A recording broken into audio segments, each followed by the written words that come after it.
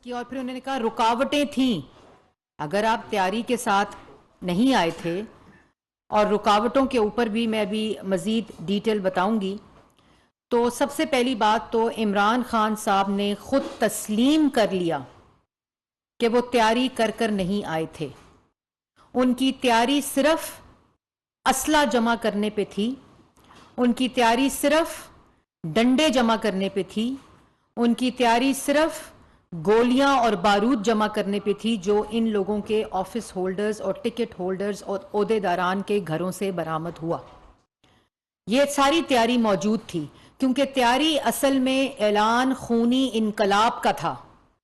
तो खूनी इनकलाब का और खूनी लॉन्ग मार्च का पूरी तैयारी मौजूद थी। 35 लाख रुपया दिया गया खैबर पख्तूनख्वा के वसाइल से MNAs को और MPAs को, और 35 लाख रुपया देने के बावजूद 35,000 लोग जमा नहीं हुए। और पूरे वसाइल खैबर पख्तूनख्वा की हुकूमत के इस्तेमाल करके, पुलिस इस्तेमाल करके, क्योंकि मकसद खूनी मार्च में खैबर पख्तूनख्वा की पुलिस और पंजाब और फेडरल की पुलिस को आपस में गुत्थम गुत्था करना था। और मैंने आपको याद होगा कि लॉन्ग मार्च की जो पहले प्रेस टॉक की थी उसमें ये बात बताई थी कि एजेंसीज की रिपोर्ट है कि इनके पास इन्होंने असला जमा किया है। और जो आपने देखा कि लॉन्ग मार्च के अंदर जब इनके लोग घरों से निकले, जो चंद लोग निकल पाए, वो आपने देखा तो उनके पास भी असला था। और मुझे और आप लोगों ने टीवी स्क्रीन्स पर दिखाए कि किस तरह उन्होंने असला पकड़ा हुआ था। तो तैयारी अगर इनकलाब की हो और अगर अवाम साथ हो तो उसमें गोली की, डंडों की, गालियों की और असले की ज़रूरत नहीं होती। आपको याद होगा कि जिस वक़्त परवेज़ मुशर्रफ के दौर में जजेस को बहाल करने के लिए मोहम्मद नवाज शरीफ साहब निकले थे तो असला और गोलियां लेकर नहीं निकले थे, खूनी मार्च का ऐलान करके नहीं निकले थे, उस वक़्त गालियां देते हुए नहीं निकले थे। और किस तरह अवाम का समुंदर उमड़ आया था, वो था इनकलाब, जिसका नतीजा होता है जब इनकलाब ना हो और खूनी मार्च और नीयत का फुकदान हो और गुंडागर्दी हो और बदमाशी की नीयत हो, तो उसके ऊपर ऐसे ही नताइज होते हैं। और आज इमरान खान साहब को चाहिए था, ऐसी हालत में जब इंसान नाकाम होकर निकला हो, मायूस होकर वापस गया हो, और आज ये तस्लीम कर रहे हों कि हमारी तैयारी नहीं थी, इस वक्त प्रेस कॉन्फ्रेंसेस नहीं करते। जिसने भी आपको प्रेस कॉन्फ्रेंस का आज मशवरा दिया था उसने आपके साथ बड़ी ज्यादती की है। ये वही शख्स है जिसने आपको लॉन्ग मार्च का मशवरा दिया था। इस शख्स को बदलें या अपनी हरकतें बदलें। तो ऐसी हालत में प्रेस के सामने नहीं आते, ऐसी हालत में अवाम के सामने नहीं आते इमरान खान साहब, ऐसी हालत में गोली खाकर घर सो जाते हैं। और इस बात का भी मैं बताती चलूं कि कहा कि मुझे मालूम था कि इस्लामाबाद में खून खराबा हो जाएगा, इसलिए मैं वापस चला गया। इस्लामाबाद तो आप आ गए थे, आपने F8 क्रॉस कर लिया था, आपको हम मॉनिटर कर रहे थे कि किस तरह आपकी गाड़ियों की तादाद जो थी वो 15-20 पर आ गई और लोगों की तादाद जो थी वो 1000-1500 पर आ गई। ये बात हम सारी मॉनिटर कर रहे थे। इस्लामाबाद तो आप आ चुके थे, आप अटक से शुरू हुए और आप F8 पहुंच गए। कौन सी रुकावट थी, किस रुकावट ने आपको रोका था, जरा साथ ये भी बता देते। और कौन सा खून खराबा हो गया रास्ते में जब आप F8 तक पहुंचे। हाँ, एक पुलिस अफसर जरूर शहीद हुआ। आज जब आप दूसरे घर में गए जहां शहादत हुई, मैं उसकी भी कदर करती हूँ। हम कारकुनान की कदर करते हैं, हम कारकुनान की और फॉलोअर्स की जो आपके लिए सड़कों पर निकलते हैं आपकी आवाज बनने के लिए, हम उनको सर का ताज समझते हैं। तो जो पुलिस इंस्पेक्टर शहीद हुए उनके घर क्यों नहीं गए? क्योंकि आपके ओहदेदार के घर की छत से उसको गोली लगी। उनके 5 बच्चे हैं, उनका छोटा बच्चा 8 माह का है। तो मरियम नवाज शरीफ साहिबा की नकल करके आप वहां तो पहुंच गए, बराए मेहरबानी उनके घर भी चले जाएं, उनके सर पर भी हाथ रखें, अल्लाह ताला से भी और उनसे भी माफी मांगें कि आपकी इस मनफी सियासत और आपके ओहदेदार और आपकी वजह से उसको गोली लगी, वो आपकी वजह से शहीद हुए। आपकी वजह से उनको गोली लगकर वो शहीद हुए और आज 5 बच्चे यतीम हुए। आपको जरा सा भी एहसास नहीं आया? ये वो फर्क है जो आपको समझना पड़ेगा। दूसरी बात, जब सुप्रीम कोर्ट का ऑर्डर आया उसके बाद आपके कोई रुकावट मौजूद नहीं थी, आप F8 तक पहुंच गए, आप ऐलान करते रहे, आपका काफिला श्रीनगर तक रुकता रहा, लोगों का इंतजार करता रहा। जो लोग नहीं आए, 5 से 8 दफा आपका काफिला रुक गया, आप आवाजें मारते रहे, लोग नहीं आए।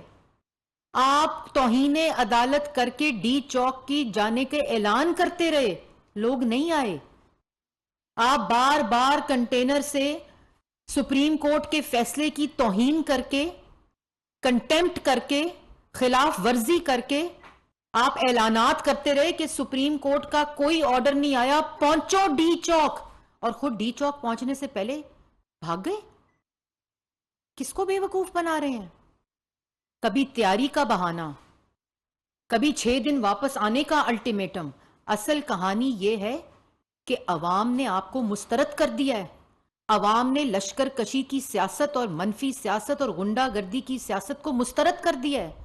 अवाम ने तखरीब की सियासत को, साजिश की सियासत को मुस्तरद कर दिया है।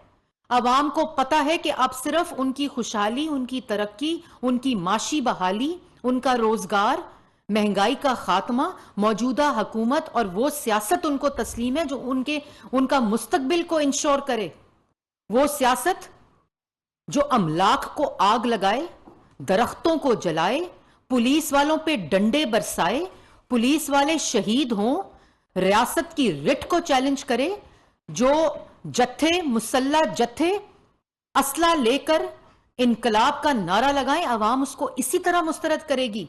ये वो शऊर है, ये वो लकीर है जो कल ड्रॉ हो चुकी है। ये आपको समझना पड़ेगा। 4 साल आपने मुल्क पे रहकर मईशत का कत्ल किया है। 4 साल आप मुल्क पर रहकर अवाम के रोजगार का कत्ल किया है। आज भाषण दे रहे हैं IMF के प्रेशर का। IMF के मुआहदे के ऊपर इमरान खान साहब आपने दस्तखत किए हैं। आज पेट्रोल जो महंगा हुआ है वो आपकी वजह से महंगा हुआ है, आपके उस मुआहदे की वजह से महंगा हुआ है। जिस मुआहदे में आपने दस्तखत किए, जिस दस्तखत और उस मुआहदे के मुताबिक आपने ये पेट्रोल प्राइस इंक्रीज करने का वादा किया था IMF के साथ, हर महीने और फिर उसके बाद 15 दिन बाद पेट्रोल और पेट्रोलियम मसनूआत की कीमतों में इजाफा आप करते थे, क्योंकि आपने मुआहदा किया था IMF के साथ। आज अगर पेट्रोल की कीमत बढ़ी है तो ये कीमत आप बढ़ाकर गए थे, ये मुआहदा आप करके गए थे, और यहां तक कि उस मुआहदे के ऊपर ना सिर्फ कीमत बढ़ती थी बल्कि उसके ऊपर टैक्स बढ़ता था जो आपके लोगों के माफियास की जेबों में जाता था इस वक्त, और बगैर किसी मंसूबा बंदी के बढ़ता था। सिर्फ IMF के साथ वादे की वजह से बढ़ता था, उस मुआहदे की वजह से बढ़ता था जिस पे आपने दस्तखत किए थे, ना उसके पीछे कोई मंसूबा बंदी थी। यह बहुत आसान फैसला था वजीर आजम शहबाज शरीफ और इत्तेहादी हुकूमत के लिए कि जिस दिन आए थे पेट्रोल बढ़ा देते। जो अनफंडेड सब्सिडी आपने दी, जिसको आपके वजीर खजाना ने मुस्तरद किया, जिसको सेक्रेटरी खजाना ने मुस्तरद किया, जिसको आपकी काबीना के पास आप ही नहीं गए, जिस दिन आपको पता चला कि अदम एतमाद कामयाब होने वाली है, आपने उस दिन ये सब्सिडी दी। ये वो इंटेंशन है जो जाहिर करता है। और 4 साल आप सब्सिडी दी और उसके ऊपर आपने टैक्स दिया जो आपके कार्टल्स और माफियास की जेबों में गया। हमने वो टैक्स खत्म किया है।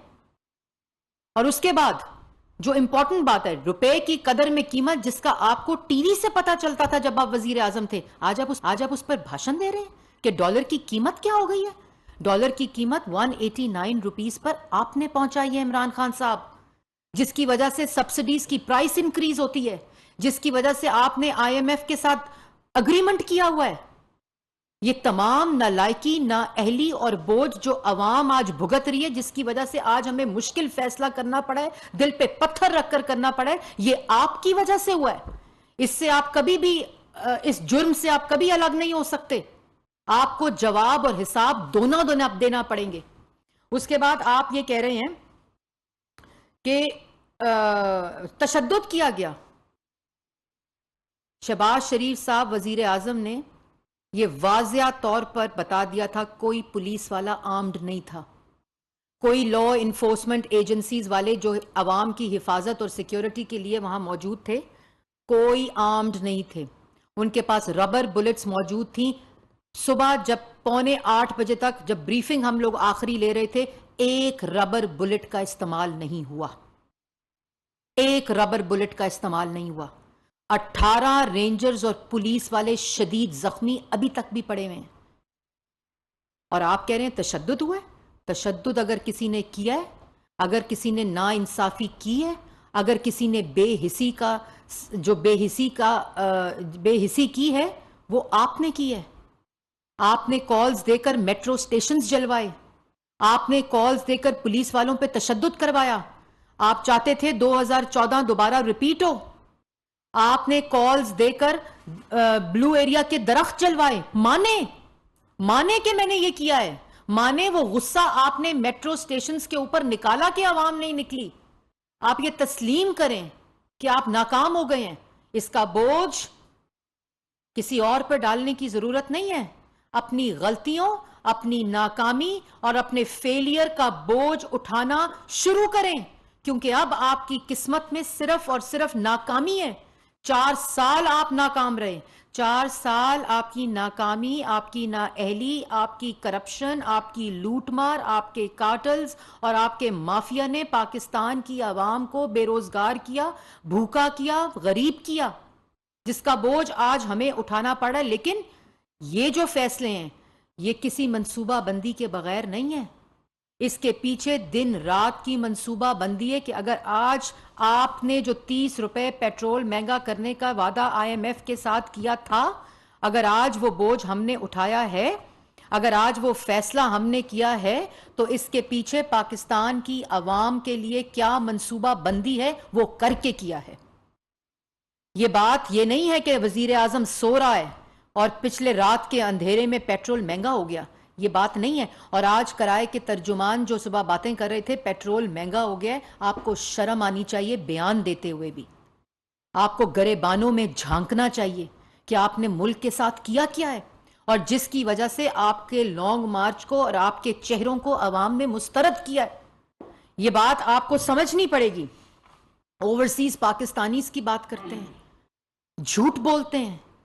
ये अभी लॉ मिनिस्टर ने प्रेस टॉक की है जिसमें वाज़िया तौर पे वो तमाम तरीके बताएं, लेकिन मैं आपको बताती चलूं, जिस ओवरसीज पाकिस्तानी से पैसा लेकर आपने अपने मुलाजमीन के अकाउंट्स पर मंगाकर डाके डाले, हम वो नहीं है।